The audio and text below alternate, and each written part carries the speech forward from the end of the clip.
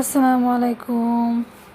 আজকে আমি seasoning tomato টাটকা টাটকা টমেটো দিয়ে টমেটো চাটনি তৈরি করব, তাই ভাবলাম আপনাদের সাথে একটু শেয়ার করি। তো টমেটো চাটনি তৈরি করার জন্য এখানে আমি টমেটোগুলো দেখেন কি সুন্দর করে ফালি করে কেটে নিয়েছি। এভাবে কেটে নেবেন, সাইজটা যেমন খুশি, যার যার খুশি যেভাবে খুশি কেটে নিতে পারেন। এখানে আমি পেঁয়াজ আর কাঁচামরিচ কেটে নিয়েছি। এখানে তেল গরম হয়ে গেছে, এর মধ্যে পেঁয়াজ আর কাঁচামরিচগুলো ভাজা হয়ে গেলে এখানে টমেটো কুচিগুলো দিয়ে দিলাম।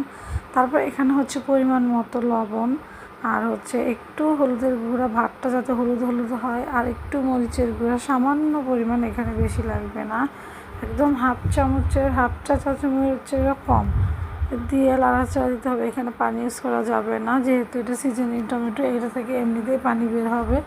তো এইভাবে নাড়তে নাড়তে যেরকম করতে চায়, আমি আনাম রাখবো না, আমি একদম নরম একদম মিশিয়ে ফেলবো, তাই অনবরত আমি একটু পরপর নেড়ে দিব। আপনারা আনাম রাখলে আনামও রাখতে পারেন, যার যেরকম খুশি।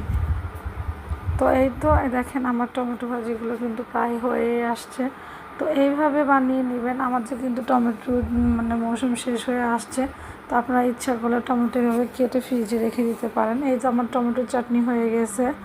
দেখেন এইভাবে বাসায় টমেটো চাটনি তৈরি করলে অনেক বেশি ভাত খাওয়া যায়। আমার ভিডিওটা ভালো লাগলো আপনাদের কাছে, সবাই লাইক শেয়ার সাবস্ক্রাইব করে দিবেন। আসসালামু আলাইকুম।